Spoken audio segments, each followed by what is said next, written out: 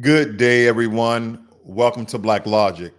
Trump eyeing expansion of National Guard deployments beyond LA and DC, what he can and can't do legally. Governor Pritzker is wanting to threaten Donald Trump, and we'll see how that turns out.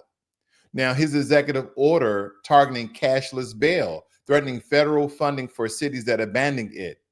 Also, Fed Governor Lisa Cook refuses to resign after Trump's unprecedented firing attempt. A resurfaced clip by no other than Hillary Clinton once pushed for criminalizing flag burning, now echoing Trump's flag burning crackdown. This is the takeover of America at its finest, and Donald Trump is doing it legally almost.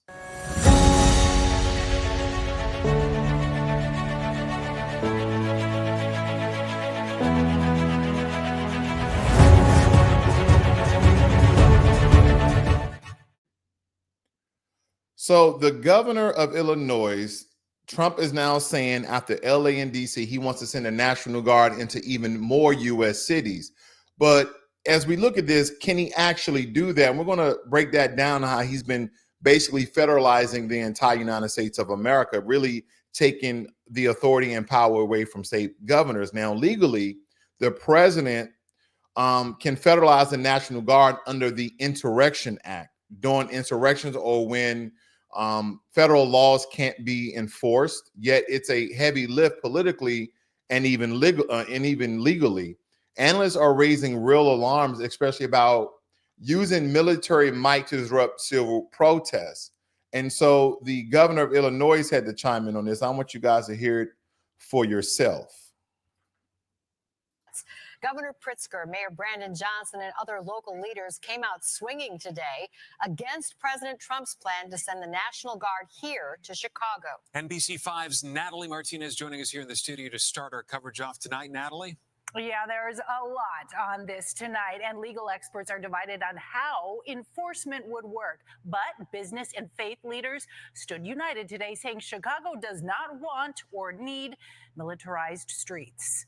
Smiling along Chicago's glistening Riverwalk Monday afternoon, top Democrats from the state to the local level. I am ringing an alarm. Governor J.B. Pritzker riding in on a water taxi, not mincing words, insisting that no one from the executive branch reached out to him, the mayor, or Chicago police. This is exactly the type of overreach that our country's founders warned against.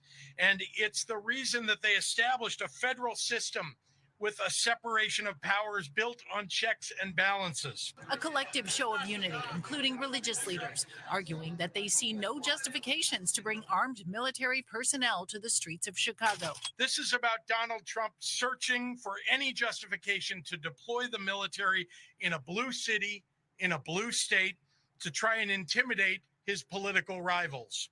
They cite police statistics showing murders, robberies, and shootings all down more than 30% this year as compared to last.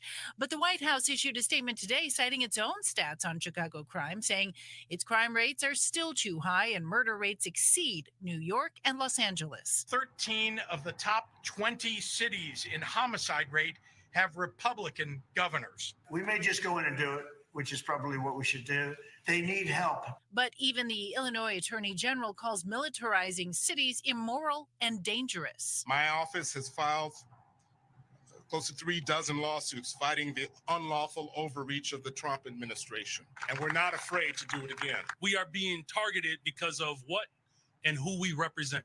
Pastor Donovan Price is a first responder at Chicago's crime scenes. I can't even imagine waking up and there were troops outside of my house. The founder of My Block, My Hood, My City says violence prevention is key. Bringing more guns to Chicago is not going to drive out more guns. And Governor Pritzker says he... Now, again, this is one of the situations where I'm slightly torn. Should National Guard troops that are federalized, so they're under the federal government, and he's using the Insurrection Act in order to do so. Now the question is this legal? In some regards it is, but he's kind of stretching the federal law. He's been doing that ever since he's been in office. But the question is, crime rates again are down roughly 30%. And a lot of these blue liberal cities that had a lot of violence, they have decreased, and they put measures in place in order to decrease the crime. Now, some people will argue, depending on if you are Republican conservative and you are, backing Donald Trump 100%, then you'll say, well, it's not enough. Because again, as I say, being a European country, even though we're not in Europe, I understand. But again, the descendants of Europeans running this country, they want crime rates to be as low as they are in Europe. And one of the reasons what I've always stated, there's roughly 2 or 3 countries in Europe where they allow their citizens to have firearms.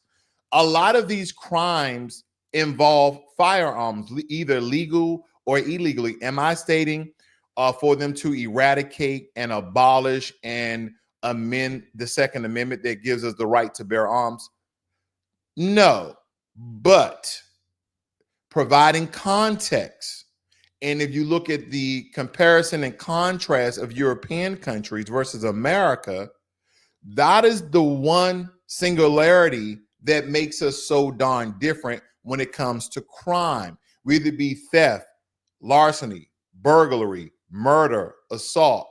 More times than not, there is a firearm involved. Even when it comes to the police, the first thing they do is pull their firearm versus their taser and or pepper spray. Now, granted, there are some situations where police officers have used a taser rather than a firearm. Okay, so don't get me wrong, but more times than not, especially what has been exploited on social media, that they pull their firearm more times than not. Let's say 7 out of 10 times. That's a very arbitrary number, and that's my conjecture regarding the fact.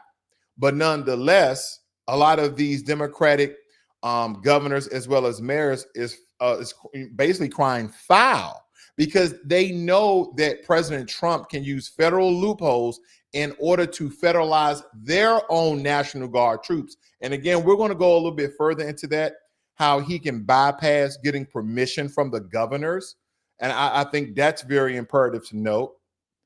But nonetheless, he signed an executive order targeting how he's going to go about taking over a lot of these Democratic ran cities. And as Governor Pritzker said, and again, provide context for my listeners, I'm not taking either side on this. I'm not a liberal. I'm not a I have a conservative mindset, but I'm not a Republican. I didn't vote for Donald Trump. I didn't vote for Kamala Harris. I didn't vote for Bernie Sanders.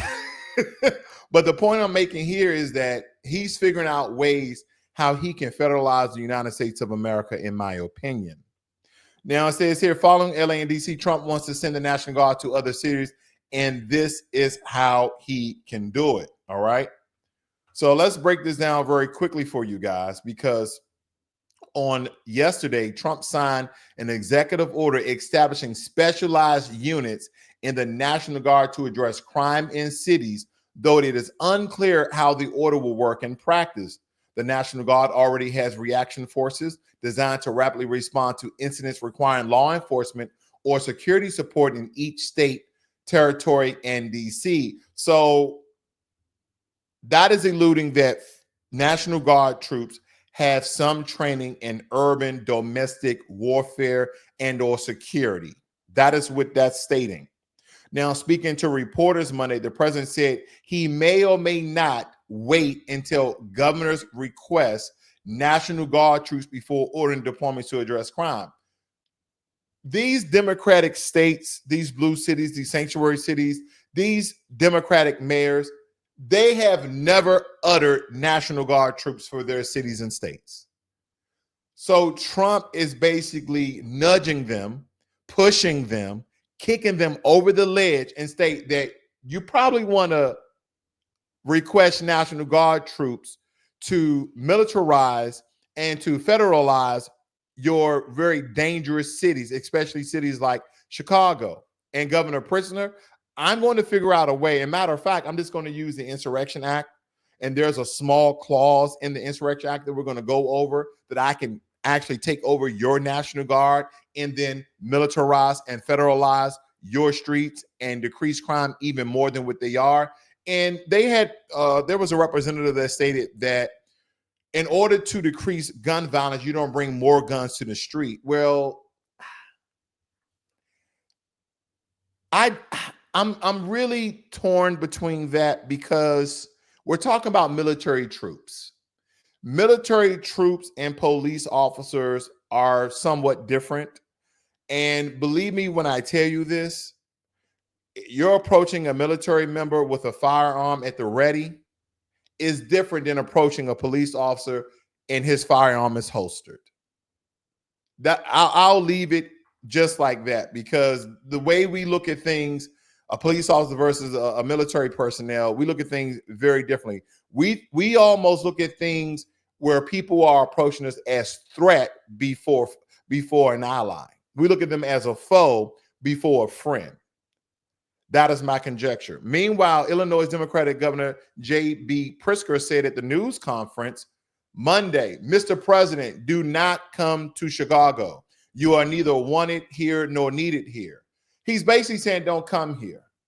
And he stated that this is not about fighting crime. This is about Donald Trump searching for any justification to deploy the military in a blue city, in a blue state, trying to intimidate his political rivals. And Pritzker added, bound to see the Trump administration in court if troops arrive in Chicago. So basically saying, I can't stop you. I don't want you here. You're not needed here. We're doing a great job in Chicago. We have already decreased crime by 30%. And believe me, 30% is a very large number to decrease crime. So they are doing great measures in Chicago to decrease the crime. And for those who are going to comment and make remarks about, oh, you can do more, I still hear shootings and I still hear this, chances are you probably don't live in Chicago. What I would want is those Democratic Republicans. What I mean is there is a large enclave of Black Americans that live in Chicago that went from Democrats to Republicans that start wearing the MAGA hat, and they wanted President Trump to do things in their city, provide resources and make things safer for them. I want to know what they have to say. I want reporters to go and speak to the Black MAGA crowd in Chicago, because that will give us reports. And I may do another interview with P. Ray regarding her interest in some of the measures that President Trump, is she for the federalization and militarization of Chicago streets to decrease the amount of crime? Or is she against this? Because again, she voted for Trump, as well as a lot of Black so-called Republicans and conservatives that basically changed sides because they saw the things that President Trump was doing and they agreed. Again, I'm very interested in what they have to say, and I wish that someone will go and interview them, because if they forward this may change, my tone regarding this story, regarding this political move that President Trump is doing. I think it's very intriguing, no less. Okay, I think this is very, very intriguing. Now, I don't know if you guys are aware that President Trump signed an executive order targeting cashless bail, calling it a public safety risk. And he's threatening to yank federal funds from jurisdictions that had abolished cash bail, starting with DC. And believe me, the critics argue it is unfair to low-income folks, and studies show no clear crime link. Again, DC has also reduced their crime by 30%. But what President Trump is doing, he stated that the federal government has been forking out millions and billions of dollars to all of these states and all these cities, municipalities, and these jurisdictions. And we don't have any federal oversight of what they're doing with this money. So what we're going to do is something that has never been done before. This morning, aimed at ending cashless bail in the United States. One of the orders was specific to Washington, D.C., as the president continues his federal takeover there. The other would threaten to withhold federal funding in other cities and states that have cashless bail. Cashless bail was eliminated in Illinois 2 years ago after the passage of the SAFE-T Act. What area does it cover? Potentially anywhere that has a cashless bail policy. So some of the largest cities, some of the most left-wing states in America. Almost all of them, right? Illinois would be a great example of that, sir. Supporters of cashless bail have argued that it harms those lower-income offenders who don't have the means to pay bail. President Trump says cashless bail has led to an increase in crime. That his sidekick over there was pretty petty, talking about Illinois being an example. And I wonder if a lot of people are going to be against this. In some regards, when I look at foundational Black Americans and how we are the most exonerated group in America, Unfortunately, a lot of us are low income, but there's a great deal of us who may have homes. Cashless bail is basically stating that you can't use your house anymore. You can't use an antique that's worth, hundreds of thousands of dollars. You can't use a valuable car as an asset in order for you to render that for bail as collateral so you can release one of your loved ones and or friends. And what they were stating is that people who have been incarcerated, locked up, detained on numerous occasions for the same crimes, by doing so, they only want cash now. Cashless bail no longer exists. You can't put your home equity up. You can't use your home as collateral or an asset. You can't use anything. You can't use a rare painting. No, you can only use cash. Who will this affect? This will affect most people who are low income and middle class, because these are the people who may not have tens of thousands of dollars to give to the bailiff in order to release one of their loved ones. And that's where we're sitting here, folks. That's what this is all talking about. He signed an executive order to end cashless bail. And this is what the order is stating. Maintaining order and public safety requires incarcerating individuals who, pending criminal charges or criminal history, demonstrate a clear ongoing risk to society.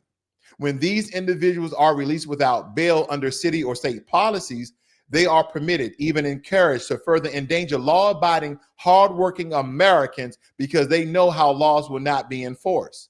Our great law enforcement officers risk their lives to arrest potentially violent criminals, only to be forced to arrest the same individuals, sometimes for the same crimes, while they await trial on their previous charges. This is a waste of public resources and a threat to public safety. Now, again, I hear no lies, but this is a stretch. Now, as president, I will require common sense policies that protect American safety and well-being by incarcerating individuals who are known threats. It is therefore the policy of my administration at federal policies and resources should not be used to support jurisdictions with cashless bail policies to the maximum extent permitted by law. That is what the president has signed into law to end cashless bail. And the way he's going about doing this, folks, is stop sending federal funds to any states and or cities and jurisdictions therein who have a policy where they are supporting cashless bail, meaning you cannot use your home, rare antiques, rare paintings, artwork, valuable old school cars, etc. You can no longer use any of those things as collateral. You have to use cash only. Now, I wonder within this order, once it's getting written up officially, does that include credit? Can you use credit? Now, some of you may already know this, but I don't know if you go to a bail bondsman, can you use credit? Can you put it on a credit card? I don't know that either, but it seems as though that the only thing that you can use is cash, meaning a debit card or cold hard cash or anything of the sort. I wonder if you can use diamonds. Can you use gold? Can you use silver? Those are forms of currency. Okay, those are a form of cash, but I wonder if it's going to be the fiat dollar bill. Again, I believe these are all steps of how President Trump is applying pressure, not just to Democratic cities, but Republican-ran states and cities as well. Because I believe a lot of these Republican states are going to turn over and say, hey, let's just change the law. We want to continue to get federal funding. Let's back President Trump.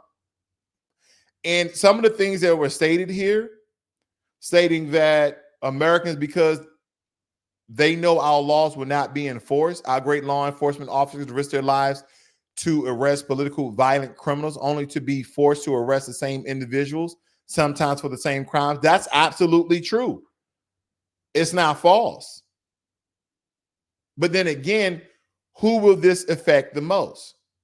People who have low income and people who are in the middle class. I wonder what other demographic of people are going to come out and say that, wait a minute, a lot of these laws may hurt one demographic of people, but it's going to hurt me and mine as well. And I don't think people are really noticing the trend here. President Trump is basically taking over every facet of America by different federal laws. And I don't know what think tank he's using. I don't know if he's using the Heritage Foundation, the Brookings Institute, Pew Research, or all of the above. But he's coming out with legislation, bills, executive orders. He's diving back into the 17 and 1800s in order to basically take over and federalize America and really render power from all the Democratic ran states and some Republican states as well. They're just not crying foul just yet. But we'll see how that turns out for them as well. Now, the Democrats, they're crying foul because Trump tried firing federal governor Lisa Cook, citing that she's in mortgage fraud. But Cook pushed back hard, saying, nope, I won't resign. He legally can't fire me. And Fed heads have tenure and require clause. This has legal scholars in Wall Street spooked because President Trump, like, I'm a fire. And she's like, you can't fire me. That's what she's saying. You can't fire me, Mr. President. And see, here's a key point right here, ladies and gentlemen, that I want to point out.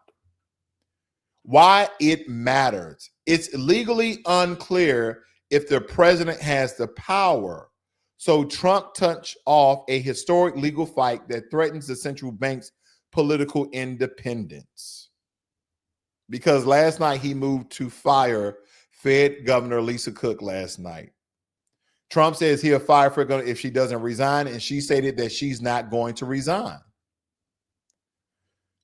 The Trump administration is attempting to build a criminal case against Cook, a move that, if successful, will give the White House another vacancy at the central bank. And I know some of you are asking, is this a black-white issue? Is this a Democrat-Republican issue? Or is this a power grab? I believe it can be all of the above. I believe that it can be all of the above. I'll keep you guys updated on this as well. If you're new to Blacklogic, please hit that subscribe button as well as the notification bell so you are notified every time I go live and or release a video. Thank you guys for joining me here. Now, a flashback clip is going viral because Hillary Clinton once called for a flag burning ban back in her Senate days. Now, if you fast forward that to today, President Trump signed his own executive order criminalizing flag desecration. I wonder if this deja vu is just straight up hypocrisy, you decide, but it seems as though when President Trump does something that the Democrats have already said and or done, like President Obama, they called him the deportation chief. But when President Trump, it has been more exploited. It has been more mainstream media. But when President Obama did it, no one was really noticing what was going on. But he was a deportation chief, commander in chief, rather, because he deported more illegal immigrants than any other president before him. But when President Trump started to do it, and maybe it's the manner, it's kind of like if you scale a wall, right? Some guy's going to start from the bottom and start to climb up. You're like, oh, okay. You're not really noticing the slow incline. But President Trump is like someone who's climbing a wall and he jumped halfway up the wall. You're like, whoa, wait a minute. We noticed that. Oh, what's going on here? And that's what it seems as though President Trump is actually doing some of the same things that the Democrats done back in their Senate days or early part of their presidential administration. And if you're a Democrat, how can you disagree? Oh, well, it's just the way he's doing it. If I cook you some ribs, if they taste good, does it matter how I cook them? That's a bad example. But you guys know what I'm getting at. Let's listen in on this. because this is Hillary Clinton here giving her take about burning a flag. Reba here, back to tell you about Realtor.com. Okay, we're not doing that. Okay, we're definitely not doing that. Let me see if I can get through this without this commercial. It's about 10 seconds, ladies and gentlemen. Please bear with me because I really want you to hear Hillary Clinton talk about this very quickly, because I think it's important that we hear from the Democrats regarding this issue versus us just getting upset. And when I mean us, I mean American citizens. I'm not taking a side here when it comes to the desecration of our flag and the burning thereof. Hope, Mr. President, that we can pass a law that criminalizes flag burning and desecration. Okay, this having a couple of technical difficulties with that, but nonetheless, I believe you heard her voice, and she was talking about banning of desecration and burning of the American flag. I understand. I'm not against that. I mean, the strong representation of the flag and what it honors and what it symbolizes, I get it. And that could be anti-American. That can also be, in some regards, terroristic threats of burning the flag, because that's what a lot of people do when they are displeased with America. But then again, does this infringe on your constitutional rights of free speech and free expression? Some people who are just those red-blooded Americans would say absolutely not. You have the freedom to express yourself. You have the freedom to say whatever you want to say, but you do not have the freedom of burning the flag.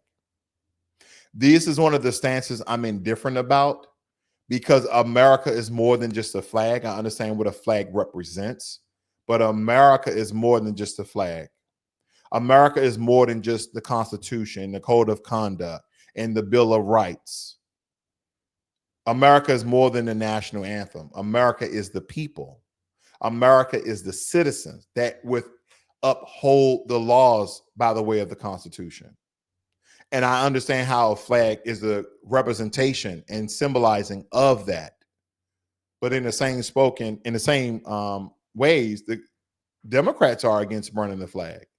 So are you guys going to back President Trump and sign this executive order of criminalizing burning the United States American flag? And granted, there's going to be some people who are going to test this. They're going to go into their backyards with a burn barrel, and they're going to wear a mask, and they're going to make sure that you can't identify where they are, and they're going to burn the flag. That's what people are going to do. People who are into flag burning. I'm not into flag burning, never been. I fought under the flag, okay? So again, desecration of the flag, I do not agree with, but if it's part of your freedom of expression, a freedom of speech that's given to you by the rights of the Constitution, then again, I won't be looking to incarcerate anyone. But I am against it. So you guys can take that with a grain of salt. Now, I do want to take my time going through this, because let's talk about power.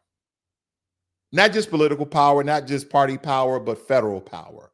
Because we are watching Donald Trump not simply govern, not simply lead, but centralize authority, federalizing America piece by piece.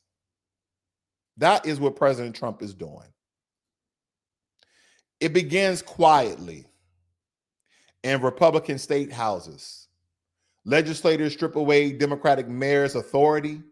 Governors override prosecutors who refuse to follow their strip. When you look at Florida, Texas, examples where local power is reduced, where the stage is being set for something far larger. And then comes the hammer, the National Guard.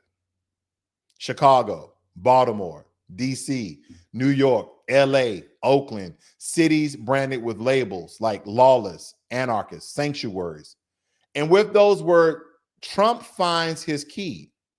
Under the Insurrection Act of 1807, under the authority of executive orders, troops march in. Not invited, not welcome, but justified with one phrase: chaos demands order. Because that is what President Trump is saying, that there's chaos in all of these Democratic-ran states and cities. This isn't chaos management. It's coordination. Executive orders targeting cashless bail, directives pushing sanctuary cities, degradation of anarchist jurisdictions, alone, some small moves. And together, they build a wall of federal control that local governments cannot climb. And why can't anyone stop him? That's the question I've been asking myself for a very long time. The Supreme Court can't stop him.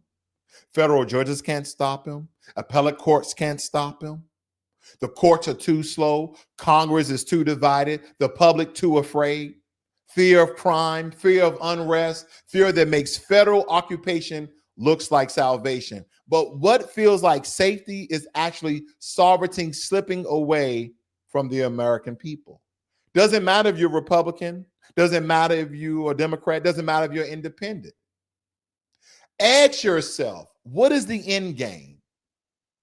The good, at least for his base, looks like strength. It looks like order. It looks like crime being reduced, immigration crackdown, a president who appears unshakable. But the bad for the nation, in my opinion, is far greater.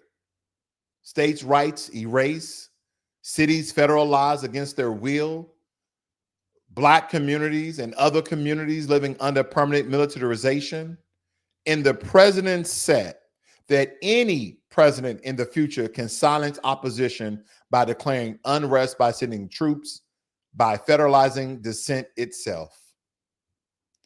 This isn't law and order.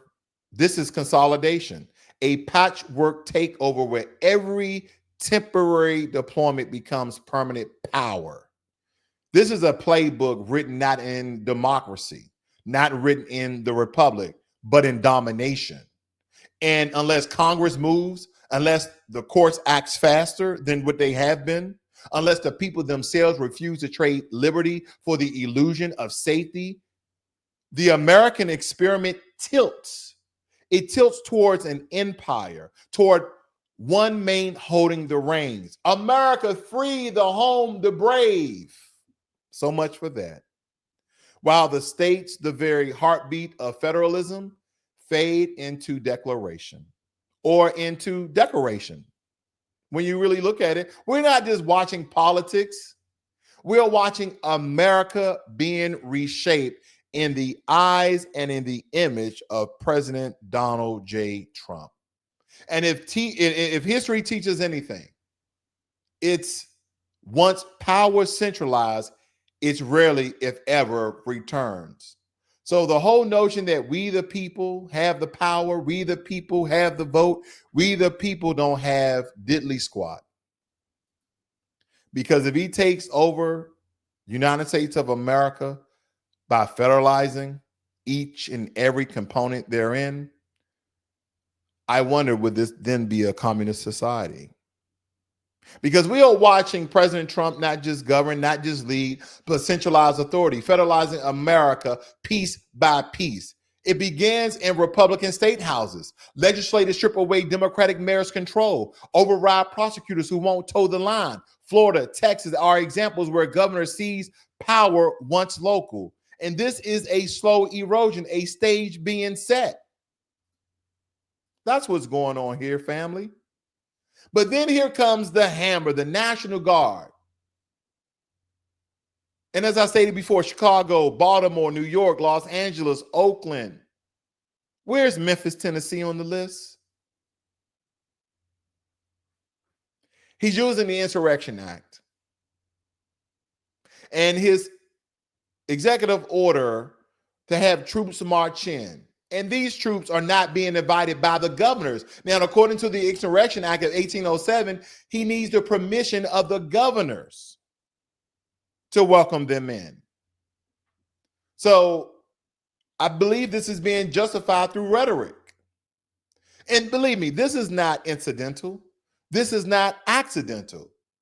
Executive orders on cashless bails, directive punishing sanctuary cities, on and on and on, how he's federalizing each and every component of the United States of America and stripping away power from the governors. Now, granted, if you're Republican or conservative, you're all for this. Yeah, take over those Democratic states, take over those Democratic cities. This is what makes America America. Now, on the surface, we have a three-party system: Republicans, Democrats, and Independents. In actuality, we have a two-party system. And if you don't choose one of the two, it make you seem like you're left out. President Trump is making this a one-party system. Who's going to stop him? I mean, Congress is gridlocked. Public fear of crime, unrest make people accept this occupation. Is he taking a playbook out of Benjamin Netanyahu of Israel? I just want to know the end game. Or are we watching the end game? Are we watching the end game real time? And again, to his base, to his supporters, to the Republican Party, this looks like strength. But believe me when I tell you, not all Republicans agree with President Trump on every action, on every executive order that he's put into action. And I know a lot of you are going to say, well, this is going to reduce crime. Don't you want safer states and cities? Absolutely. But as I gave yesterday on a breakdown of, there are alternative ways in order to support these democratic cities instead of trying to do federal takeover. But it seems like the president has ultimate power. It seems as though the president is unshakable.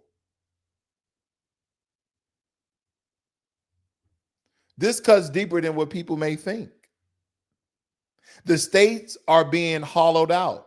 These cities are being federalized against their will. You know, what's the point of having a National Guard in each state if the federal government just can come in and take over? What's the purpose of having governors who are like presidents of their states in the power that they yield and wield if the president just can come over and snatch their power away? That's why people are saying authoritarianism. And in some regards, people are saying communism. I wonder which one this is. Oh, it's not communism because we got the legislative branch, we got the executive branch, we got the Supreme Court, but they're not stepping in. This is the president that's being set by President Trump.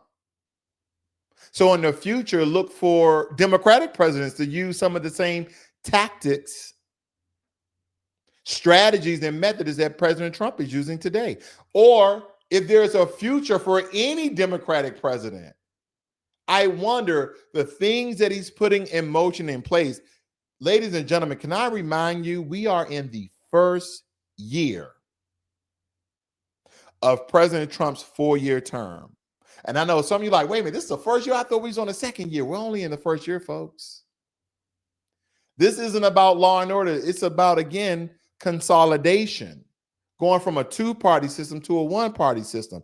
That is why all of these Republican-ran states and cities are upseating a lot of the Democratic seats so they can have majority rule when it comes to governors in their states. This is kind of like a patchwork takeover where every temporary deployment becomes permanent power. This is not a playbook that's written in the Republic nor the so-called democracy. But again, this is built in total takeover, built in total domination. And as I stated before, unless Congress, the courts, unless the people refuse to trade liberty for the illusion of safety, then the American so-called experiment of freedom of all these things are now being condensed, being limited, and being stripped towards an empire where one man rules it all. One man holds the reins while the states, the very heartbeat of federalism, will now be the new image of America. Some of you guys believe we're just watching politics and we really shouldn't pay attention to this. What are we watching the reshaping of America? Present day, right here. And believe me, if you comb back through history,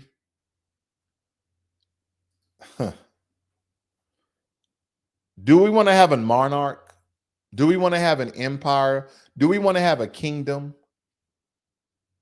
Because I don't know the end game, and I'm speculating.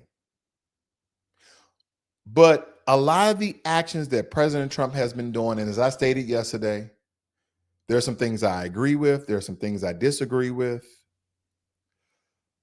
But these latest actions is just really had the snowball turn into an avalanche of a power takeover and a power grab, not just by the Republican Party, but by the president himself.